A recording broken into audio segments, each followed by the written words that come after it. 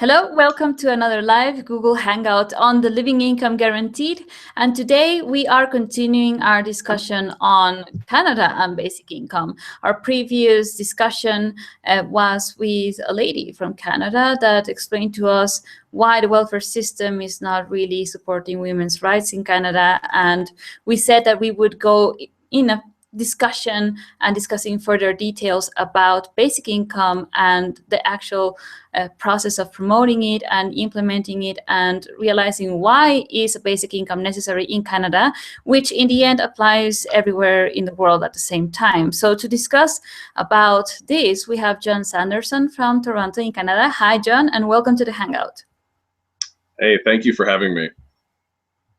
Nice to have you here. And to our viewers, I'd like to remind you that this discussion is open for questions and comments that you'd like to place, and that will mean that we will be discussing for about 40 minutes. So please make sure that you place your comment or question for Jon throughout that time frame. If you watch the YouTube repetition, you can also place comments for him or questions, and we will make sure that he gets to them. So to begin with, Jon, in our discussion, share a little bit about yourself and who you are and how you got involved with the basic income movement in Canada.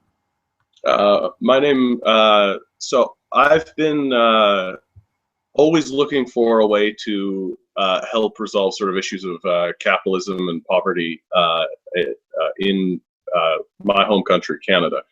And when I stumbled across the basic income, that was the light bulb moment. It was the moment where all of these sort of scattered pages of information stacked into a book that had a narrative that made sense for not only my nation, but I think for the entire planet.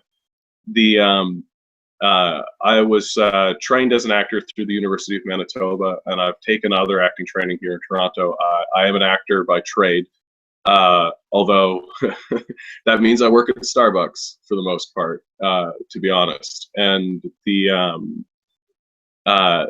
the practical realities of living in sort of a corporate world and acknowledging that corporations have basically taken the place over is unavoidable and undeniable at this point. And in my own personal life, and I think in the lives of every citizen in the country, it seems like the only people who refuse to acknowledge that are the people who are actually making the laws at this point. And so for me, I approached the basic income from an angle of emancipation for the population, because corporations do not have the right to run the country, and they do not have the right to run your life, which is what they're trying to do, and which is what they want to do. And it's even deeply embedded within our language, which is kind of the core of what I would like to speak about today. But that's me in a nutshell. That's how I came to the basic income. I literally saw it on Reddit, and I thought to myself, this is what we have to move on. If we're not moving on this, then we're not moving forward. And I believe that very strongly. This is something that many people might ponder, how people get to be acquainted with this idea of basic income. And yes, I'd like to thank the work that Scott Santons and many others do in basic income Reddit. So great that you were able to find it, because that is part of how, in our necessity and in our own realization of the problems of the world, you start researching for solutions. And so the more people realize that we have to encourage ourselves to find basic income as a solution, the more the voices will join toward this same effort. So I'd like you to share then, from your perspective, what is a basic income? How could you define it in a practical manner? To me, the basic income, it's an unconditional grant given monthly to every citizen of the nation, regardless of where they are in terms of employment, regardless of where they are in terms of study. The word unconditional is serious. It is an unconditional thing. The check is, are you a citizen? Are you alive? And that is all. To me, there's a bit of conversation as to what rate we should set the basic income at. I think the solution to that is very simple. We know what the poverty line is. It's set by Stats Canada every single year. And that's the line that the basic income should be set at. The purpose of the basic income is not to allow people to live in luxury. It is to pay for food, and it is to pay for rent. Because at the end of the day, the experience that we are all universally having, no one is free from this, is we are having our need for food and shelter leveraged against us in exchange for our labor. And that is happening by force, which means that we are experiencing a form of slavery that is called wage slavery, which is different from chattel slavery, which is a far more brutal system of slavery. But wage slavery is a far more insidious version of slavery that, rather than using the whip, uses nature itself against us. This is also in conjunction to realizing that the system has not been precisely designed to support everyone in covering these basic necessities. So a point we also emphasize in the living income is that it should be realized as a basic human right. It is not a temporary benefit. It is not something granted by the government in itself. It should be given regardless of even the country that you're in. This should be a universal, not only in the sense that it applies to everyone in a country, but in the world, because it's just by the fact, as we were saying, that you're alive, you should be entitled to the money to cover your basic livelihood. So in that regard, I fully agree. And what about the cost of it? Or if you have numbers of how much that would mean in Canada, what can you share with us about this? Well, in Canada, I think it's pretty straightforward, frankly. I mean, when I first began researching this, I started thinking about it in terms of very small kind of numbers. But the reality is that we have so much money lying around that to discuss cost is actually an absurdity. It's actually sort of stupid. And the only reason why anyone even discusses the cost of it is because either they are ignorant of exactly how much money is just lying around doing nothing, or they have something to gain by withholding it from the populace. The IMF released in January a report that said that corporations currently are holding on to $650 billion in what the IMF called dead money. That means it's money that they cannot invest and see profit from. In Canada, that's 1/3 of our GDP. And so the simple statement is, if we can afford to let corporations sit on 1/3 of our GDP in dead money, we can afford a basic income. Because if you were to distribute that money into the populace, it would be 3 times the amount that we are even asking for a basic income. So we're not asking for a lot in reality. And then if you collapsed the current welfare system into the basic income, you're diminishing it even further. Our current welfare model would, if you took it apart, would fund 1/3 of what I consider to be an appropriate basic income. And so we really are only asking for a 2/3 buffer. I think it's a very reasonable thing to do. I think the costs are on their face affordable. And that's not even delving into the cost of keeping people homeless, which, as we know, is more expensive to do than simply providing housing and food. It costs well more to imprison someone, to have them have emergency medical health care, to house somebody in a shelter, than it does simply to give them what they need to survive. And so once you start to put all of these things together, the absurdity, I mean, the necessity of the question is important, but the absurdity of people who stand against it, even after all of that, it's not something that we should stand for. There has been also pilot programs for a basic income in Canada, specifically in Manitoba, from where you are. So Canada is not foreign to this idea, yet little has been published in terms of results of this particular pilot program. So what can you share about it? And why would you see it as relevant that this is more known or embraced by people in Canada as a possibility to solve solutions? Well, you're touching on one interesting thing, which is that not a lot of people know about it. And that's something I feel like we should discuss as we go forward, which is that I think the reason why people don't know about it is that the wealthiest man in Canada, he's the 17th richest man in the world, is named David Thompson.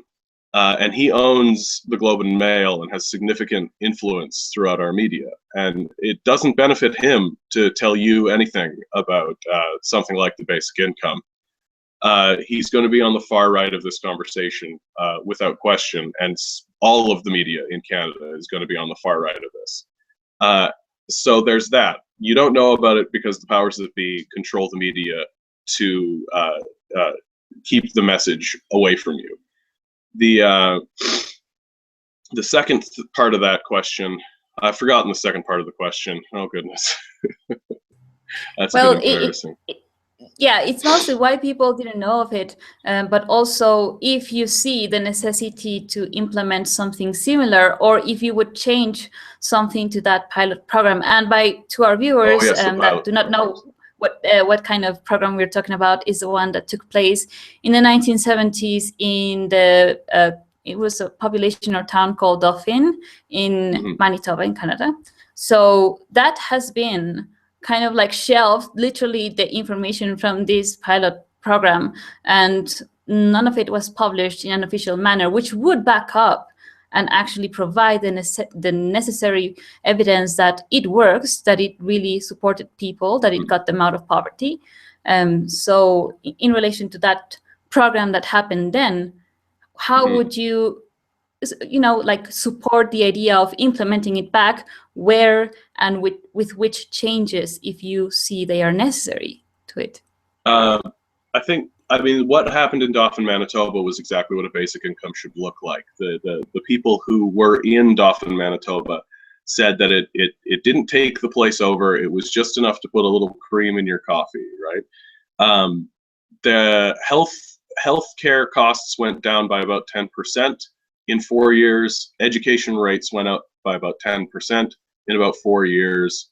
And the only people who actually quit their jobs were teenagers, so that they could get high school degrees, and mothers, so that they could raise their children, which I think those are positive outcomes for a system of any sort, to have a civil society.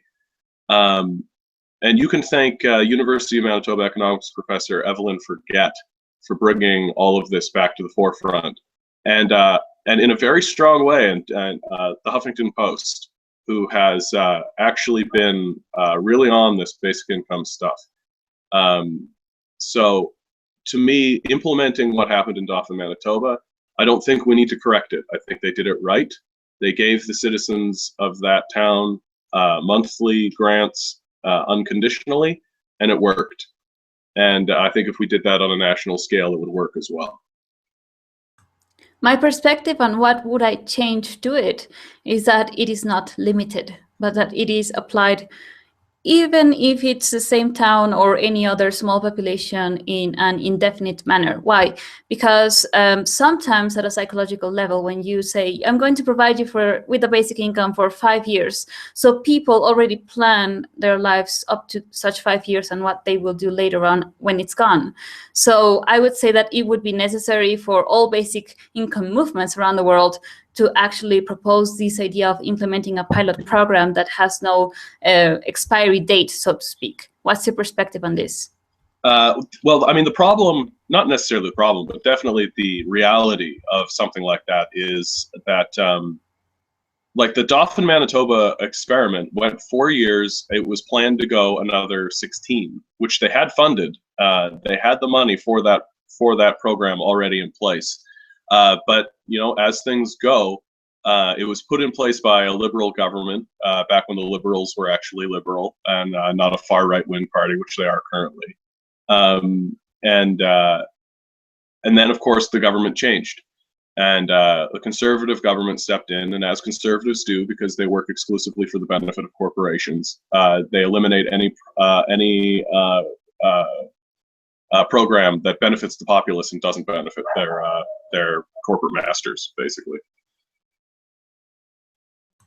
We have one comment here that I'd like to read because it relates to what we were discussing a moment ago. So this is by Joe Koo, and he's saying there are also some latent functions that come with providing an unconditional support, such as the increase in health, social mobility, and reduction in poverty-related crimes. This by itself can already pay for the program. Any comment on this? I mean, I think you're probably right. I mean, it's if we want to be realistic about how something like this is going to be implemented, we're going to need to start through taxation. And I mean, taxation of corporations is the obvious place. For all their crying and squalling about how, oh, we'll leave and, oh, we'll just commit tax fraud and all of this, the reality is that an increase in taxation is what's going to be necessary to make a program like this start. It might be the case that as time goes forward, the changes in health, social mobility, and the reduction in crime and all of that may then be able to pick up over time. But to begin with, we're going to need to have a guaranteed influx of money that we can predict, which we can't necessarily hope for otherwise. And I mean, this is not a big ask. Like our current government, Stephen Harper, reduced corporate taxes from I think 22% to 16%, the lowest in the country's history, dangerously low, frankly. So that means like a secretary is paying more in taxes than Walmart is in Canada, which is probably the most absurd thing to think about. But even under Paul Martin started it. He committed very deep liberal corporate tax cuts to start that ball rolling. And so it's very heartening that in Canada we have an upswing of NDP support, and the NDP are pretty dedicated to raising corporate taxation back to something a little bit more reasonable. Thanks, Joe, for your question. And part of the next question was actually that, what are the practical ways to fund the basic income in Canada? And, well, you mentioned one, which is elevating corporate taxes. Any other one? I mean, there is also the element of raising personal tax. Our taxation system is progressive enough, but sort of has not actually been looked at since the 70s, right? If you're making $1 million a year, you pay the same amount of taxes as a guy that made $100,000 a year, right? It's sort of a stupid way to build a system. You want to have taxation be as low as possible the poorer you are, and you want it to get heavier and heavier as you go up the chain. And you want that to be for corporations, and you want that to be for people. You can just take a look at what happened in the New Deal in the United States after the Great Depression to know that that's true. After the Great Depression came and went, the solution to it was actually to raise the tax rates on the wealthiest people, which the wealthy actually did willingly and voluntarily, because they understood that this was just a systemic problem and not a problem of morality or ideology or anything like that. And they also understood that eventually you don't need more money. Like eventually you're just taken care of, and that it's just sort of a psychosis to hang on to the money. And so the tax rate that happened right after the Great Depression was about 90% on the wealthiest people. You compare that to the abysmal 33% that they're paying currently, and it's sort of laughable. They want a civil society without paying a civil wage. They don't want to pay for what they expect to get. And if we don't start demanding that from them, then I mean, what they're going to have on their hands is a civil war, if we want to speak frankly about it. Because if they continue going as they are now, eventually the populace will turn against them. Would you say then that basic income, and we were discussing before the hangout about the various uprisings and sort of the beginnings of what could be even civil wars, for example, in the US and what is happening in Baltimore, could you see basic income as the beginning to place a solution that could prevent further uprisings and further decay of the society in general? Well, this is an interesting one because you go back, way back to ancient Greece and the discussions of politics with Aristotle, right? I don't really like to theory craft about things, but I do like to talk about Aristotle because he was a smart guy. He talked about democracy, and he said that the inherent problem that exists in democracy is that the majority will get together and take the money away from the wealthy and redistribute it. He saw that as a problem because he was a wealthy landowner. And his solution was, well, why don't we just provide enough of a sustenance and enough of a living so that they won't see a need?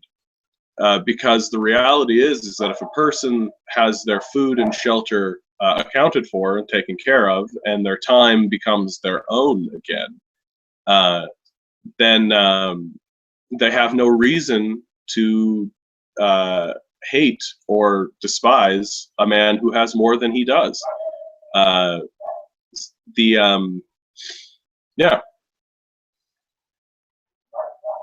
We have some comments coming on from Joku. I will read them so that we keep track on what he's saying. He's saying, agreed. The point here would be that the issue of cost is a non-starter. Initially, there would need to be some structural changes in how money and the relationship it has with our politics has been handled. So those who cry about price and cost are really missing the heart of the argument. The price or cost is simply not a legitimate argument when one sees the scope of the picture. Fully agree on that. What's your take on it?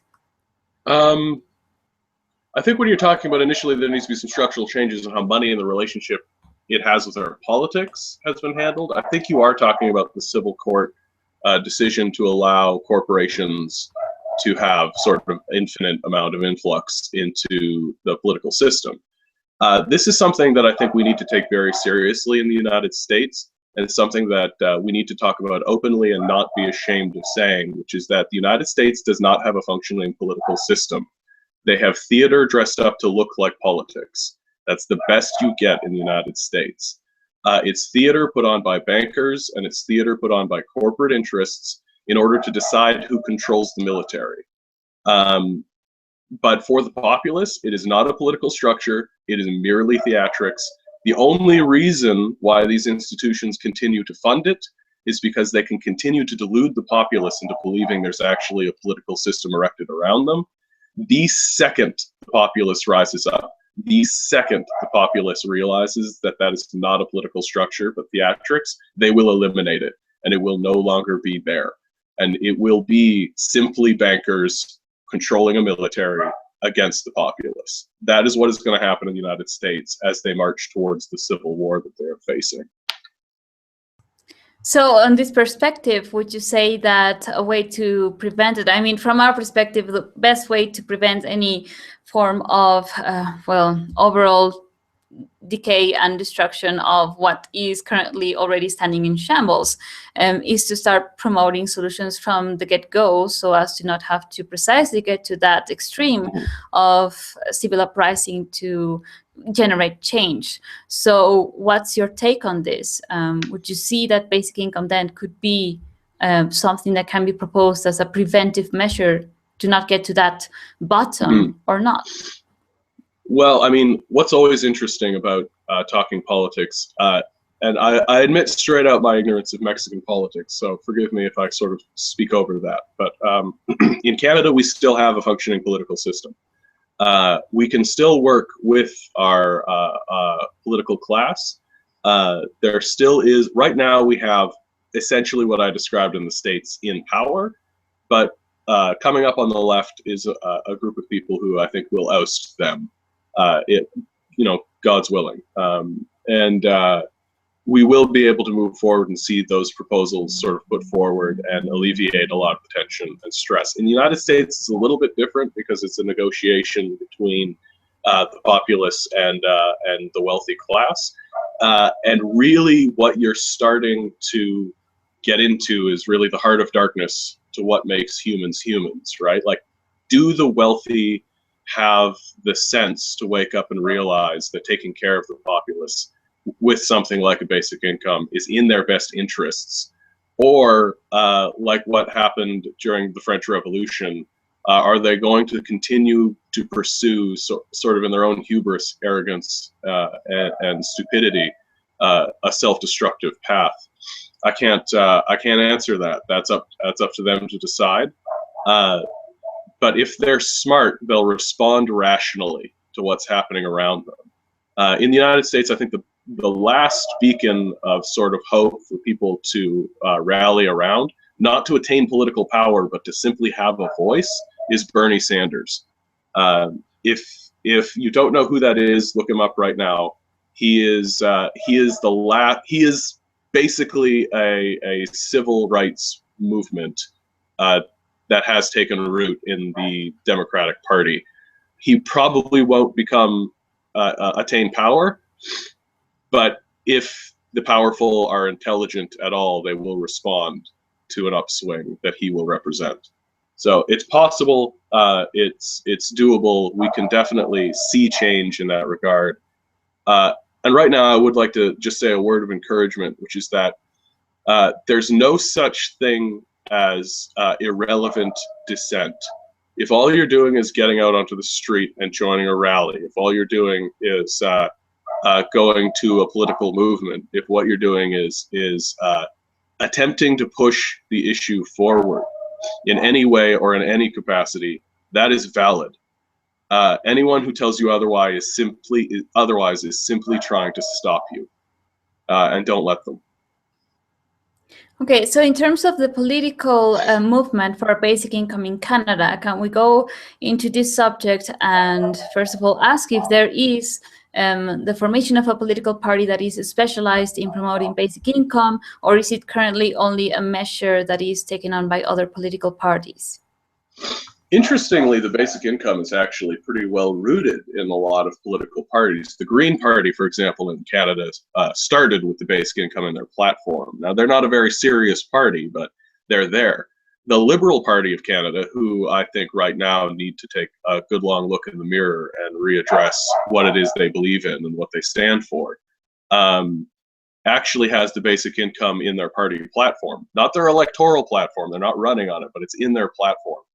The Liberal leader, the provincial leader in PEI, actually endorsed a basic income, and he is attempting to move forward on a basic income. And all parties in PEI actually, and that's Prince Edward Island, for those that don't know, sorry. All of the political parties in Prince Edward Island endorsed a basic income. So that's a pretty big step, actually. And then you have, in the conservative stalwart of Alberta, which recently swung to the left, you have the mayor of Calgary endorsing the basic income. So there is political movement. There are people within the political structure who are definitely moving on a basic income. The former mayor of Toronto, Art Eggleton, endorsed a basic income. And so it's there, it's real, and I think for us it's just about grabbing those endorsements and grabbing those people and continuing to put pressure on the political class and to let them know that this is something they should take seriously. We have a question precisely related more into Basic Income Canada, so let's go to it. It's from Valdir Pimenta from Portugal. So he's saying, how organized is the basic income movement in Canada? What kind of things have you done or plan to do? And how do you coordinate online-only physical meetings or separate groups for different cities? What can other Canadians do to help this cause? That is a huge question that you just asked, and it cuts to the heart of everything, I think. So this might be a long answer, but I hope it's a good one. So how organized is the basic income movement in Canada? We're new, so not very, if I'm very honest about it. We're trying our damnedest, but it's just starting now. New groups are cropping up in new cities every day, and which is wonderful. Niagara just recently created a group. Right now, our coordination, unfortunately, is limited pretty much exclusively to email if we want to talk about what's happening across the nation. I started up a Facebook group for Toronto, and that's become mainly just a news aggregate for the basic income. And so coordination really at the end of the day is being done on an email level. Now, BN Canada, that's, or I'm sorry, BICN Canada, I'm screwing that up entirely. BNCanada.ca, that's BIEN Canada.ca. They're just now redoing their entire website, and they're going to be putting an internet forum on that website, which to me is going to be one of those major tools to fight back, because we can't just all live in our little bubble. We definitely need to have a national network, and I think something as easy and as simple and as elegant as an old school internet forum is going to get it done. Now, one thing I definitely, your last question, what can other Canadians do to help this cause? If there is not a basic income group in your city or in your ward or in your district, make one. It is your responsibility to do it. No one else is going to do it because no one has the time to do it. And if you've got the time to watch me ramble about this stuff on an internet forum or on a Google Hangout, you've got the time to make this group. I strongly, strongly recommend it.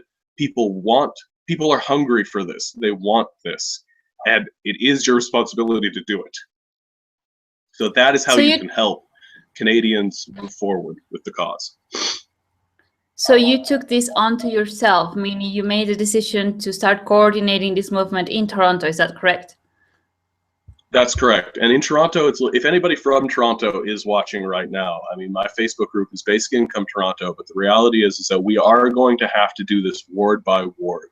It's not enough to have one group in Toronto. We're going to have to go ward by ward by ward to convince the political class that this is something that we desperately need, that is in our faces. I haven't even begun to speak about automation and how desperately pressing automation is for a basic income. That if we don't move on a basic income, automation will impoverish the nation.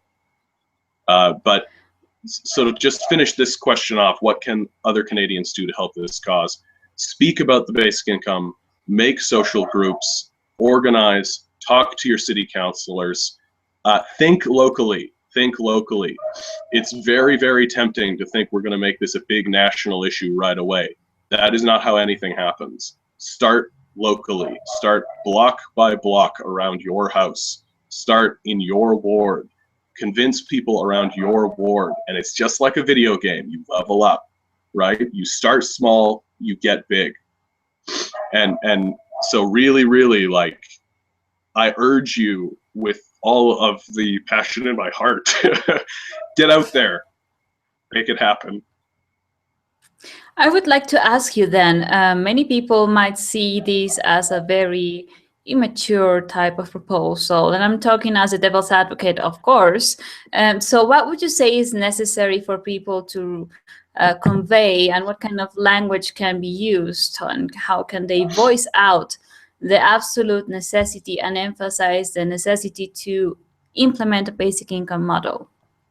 I can't think of a more immature way to think than I deserve all the money and no one else deserves anything else, which is the current system we live under right now. If you want to bring this down to an immaturity level, the people who are clinging on to money and who refuse to share it are children. We need to be sharing if we want to move forward. And if we want to do this, we have the option to do it peaceably. And I definitely say that the basic income is an inevitability, because it will either happen peaceably, which is what I encourage and what I support, or it will happen when starving people basically just burn down Parliament. So we have the choice. We have it in front of our face right now. And if you want to take less drastic, I think it's very important that you brought up the issue of language, because the wealthy control the language of how this conversation is going to happen. When it gets published, it will be a controlled sort of speech. They will not use phrases like wage slavery. They will not use phrases like emancipation. They will color those who try to do that in a, as you say, an immature light. But that just means that's just because they refuse to acknowledge the reality that's in front of their faces. They refuse to acknowledge that what is happening is that our most precious commodity, which is our time, is being exchanged for the wealth of billionaires.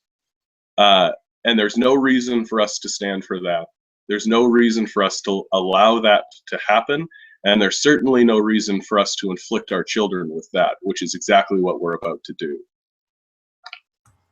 There is a question from Teppo Sarka, and he's asking, could the basic income be funded with an overall increase in value-added tax only? And this is also coming from where we stand with the living income proposal, where we suggest that instead of augmenting taxes, we actually apply the same taxation to everyone, which means that, of course, if you're a corporation, your transactions will be billions of dollars and apply the same tax on that principle. And so kind of curb the entire tax evasion process, as well as making it unfair to, for example, place lower taxes, as you were mentioning, on corporations in Canada, or augmenting taxes to the working man. So what's your perspective on this way to fund it? Now, I'm just going to need a bit of a clarification as to value-added tax refers to what exactly? It is sales tax. It is per transaction tax.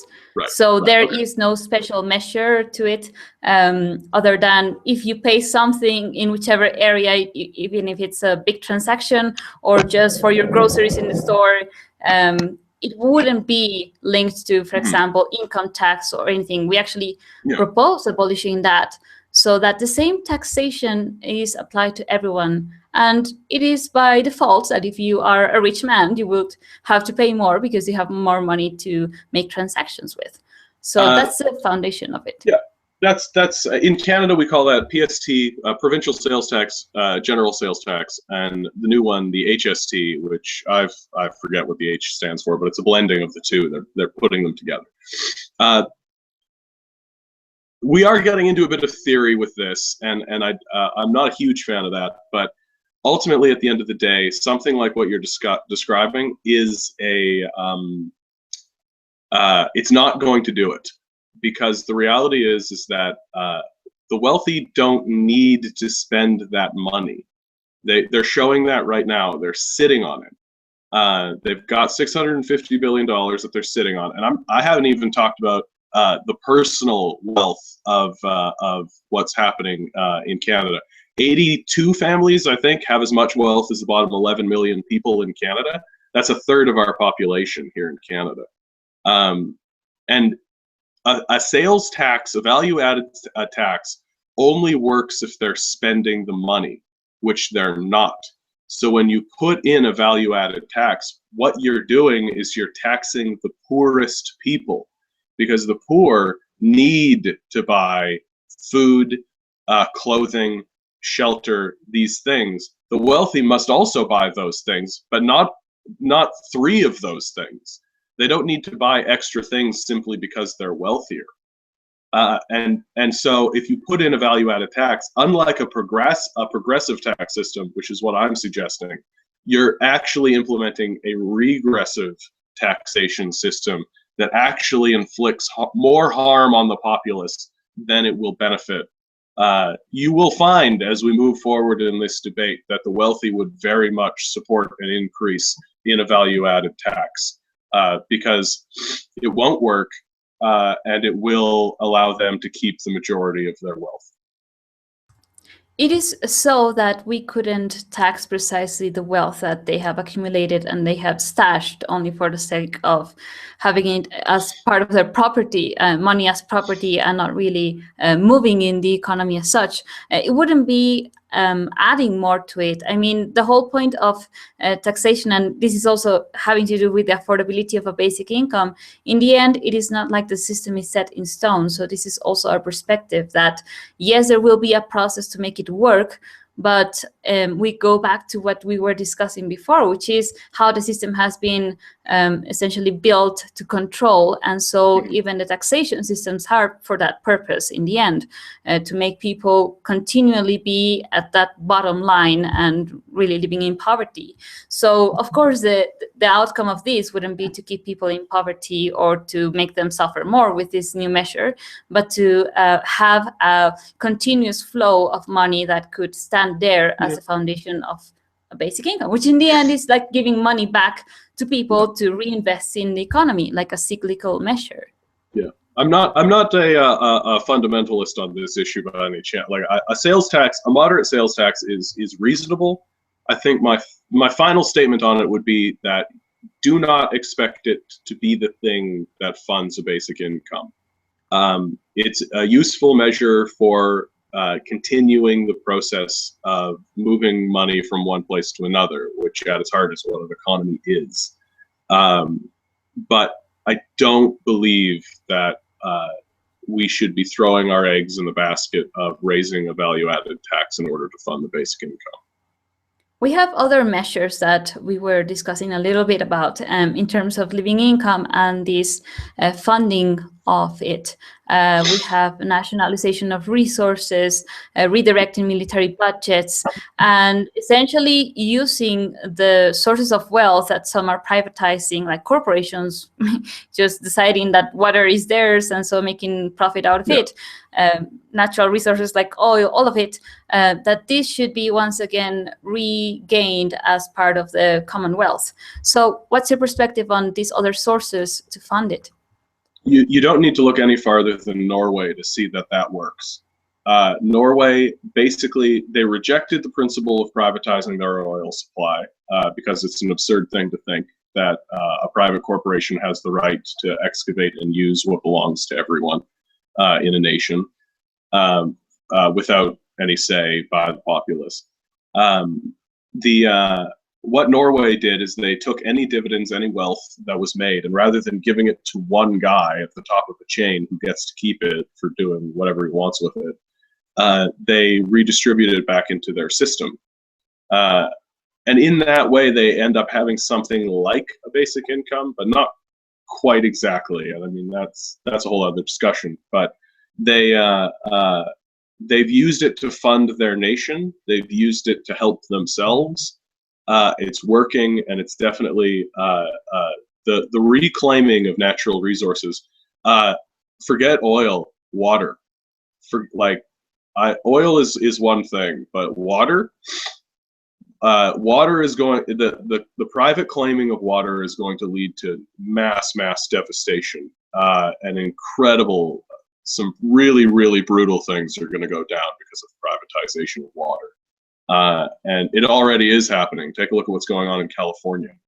The drought that they're experiencing. Meanwhile, Nestle is stealing, frankly, tons and tons of water from them.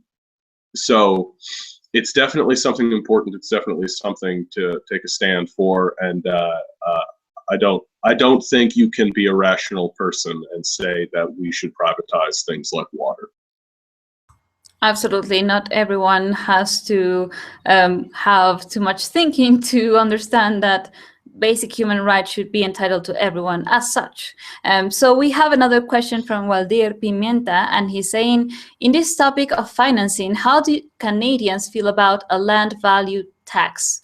Land property is heavily correlated with wealth, and it ties with the dividend aspect of a basic income.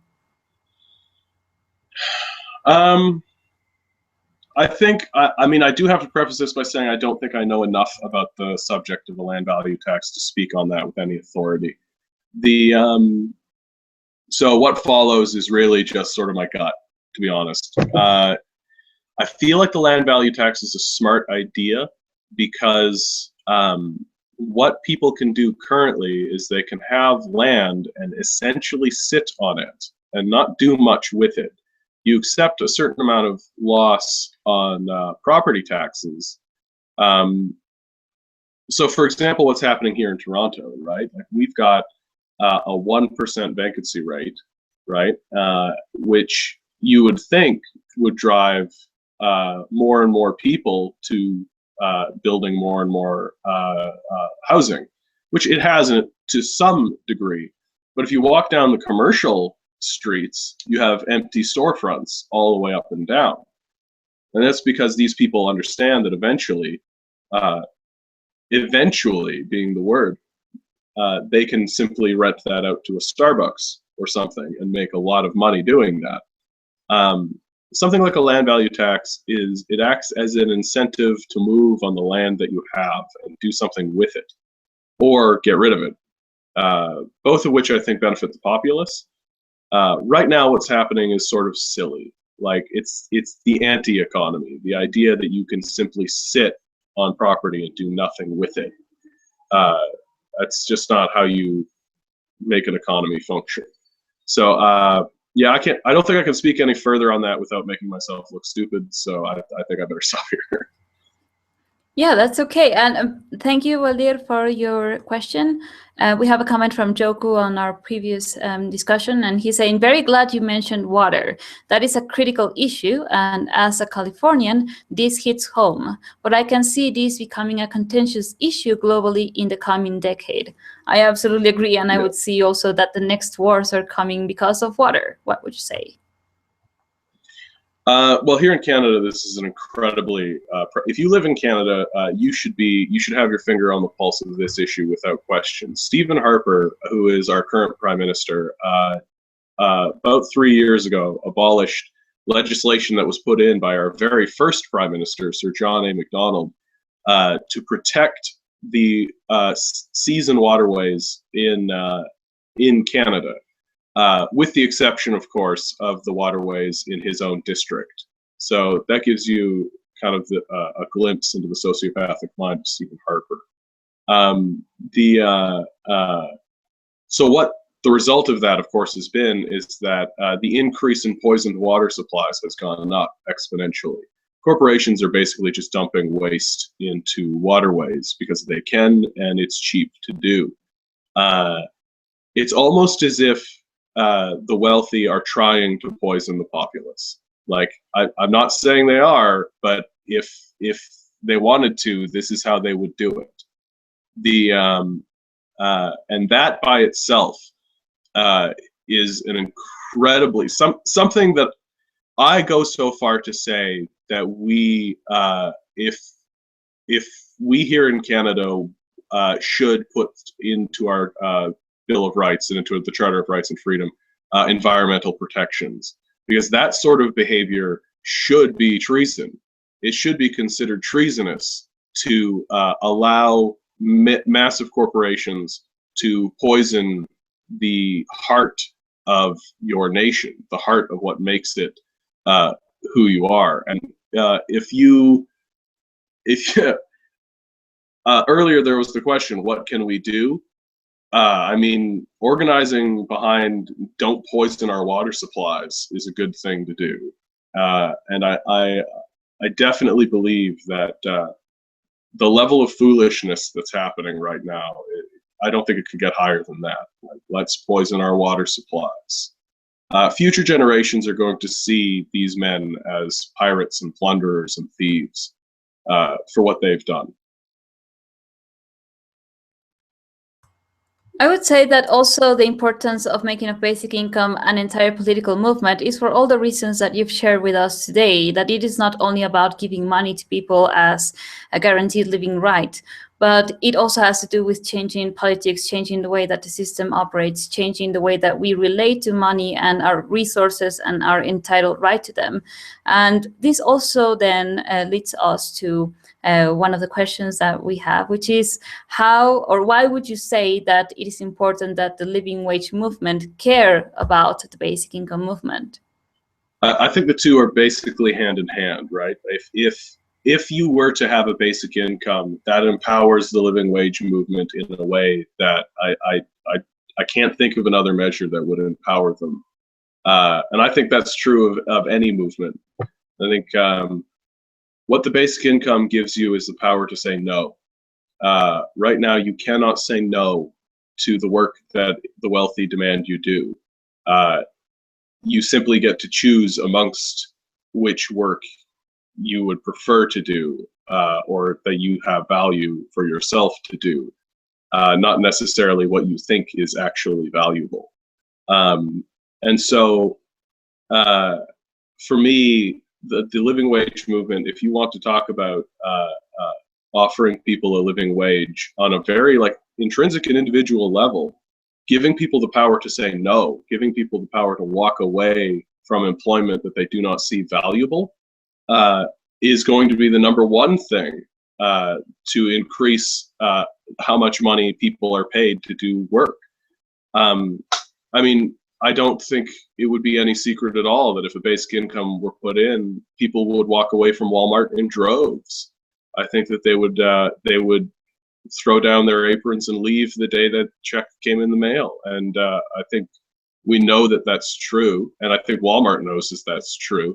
And so what that will force them to do, with no movement, with no like organization or pounding outside the streets, it will force them to raise their wage to attract employees, or automate what they're doing, or shut down. This is precisely the kind of understanding that we have implemented in the living income proposal as well, that because you're going to be entitled to a basic income, why giving such what we call shitty jobs, because that's what they are. So we propose that the living wage is at least double the basic income to create that incentive for people to work and be glad that they're going to be doing something for their society in a work that they actually enjoy and that they realize is necessary to keep everything functional. But at the same time, it is also a way to not discourage people from just living by the basic income, which is up to each one. I mean, it's ultimately the real enabler of choices to live. So this is what I would definitely agree with in this case. So we're reaching the end of the Hangout, and I'd like to ask you, first of all, you will leave some links and places where people can contact you directly, or the group on Facebook. But I'd like to ask you any last words in terms of encouragement to be part of this movement, which you've very much said throughout this Hangout, but this is the time to say so. I think the most important thing I ever heard came out of the psychedelic philosopher Terence McKenna, which he said at the very end of his life, the most important thing for people moving forward is to focus on the right of the individual. That the powerful will try to treat us as if we are a collective, to be treated as a single unit.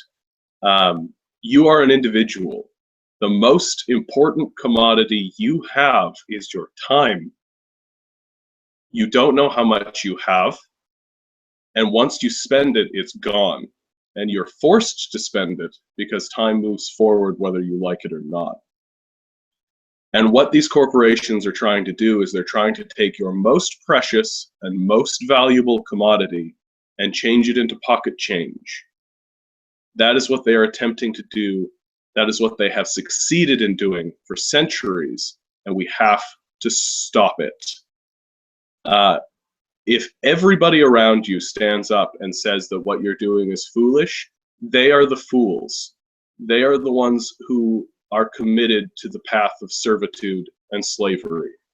Stand up, speak your mind, organize, create a local group, join others who are in a local group. You will find support. You will find solidarity. If you can't do it for yourself, do it for the guys coming down the pipe. I fully agree, and let's finish and wrap up this Hangout with those words that definitely stand as also direct evidence of what you've realized, and what I suggest many more realize is an inevitable way to fix the problems and solve them at the core, which is the system in itself, which is politics, which is the way that the economy operates. So I agree. For more people in Canada, we will leave links in the info section of this Hangout to contact Jon and the group that he is coordinating. Thank you, Jon, very much for this discussion, and thank you for your time for it. Thank you. And thanks to you, the viewer. We will see you again next week for another live Hangout. See you next time. Bye.